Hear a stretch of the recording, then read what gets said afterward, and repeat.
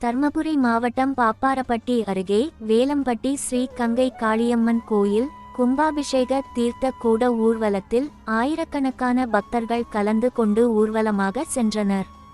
பாப்பாரப்பட்டி அருகே வேலம்பட்டி பகுதியில் மிகவும் பழமை வாய்ந்த ஸ்ரீ கங்கை காளியம்மன் கோயில் அமைந்துள்ளது.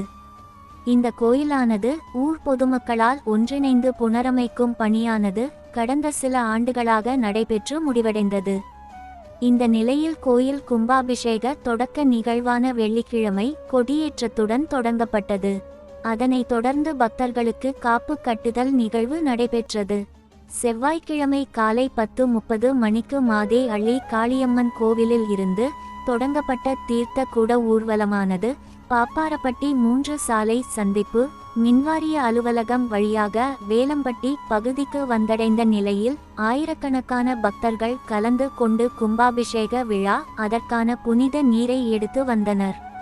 புதன்கிழமை இரவு ஸ்ரீ கங்கை அம்மனுக்கு எந்திர ஸ்தாபனம் மருந்து சாற்றுதல், வியாழக்கிழமை காலை 9 மணிக்குள் ஸ்ரீ குபேர கணபதி, ஸ்ரீ பாலமுருகன், சப்த மாதாக்கள் உடனாகிய ஸ்ரீ கங்கை காளியம்மன் கோவில் கோபுரம் மற்றும் மூலவருக்கு புனித நீரூற்று மகா கும்பாபிஷேக விழா நடைபெறுவதாக கோயில் நிர்வாகத்தினர் தெரிவித்தனர். இவ்விழாவிற்கான ஏற்பாடுகளை வி. எம். சுந்தர்ராஜன், ரமாமணி ஆகியோர்கள் செய்திருந்தனர்.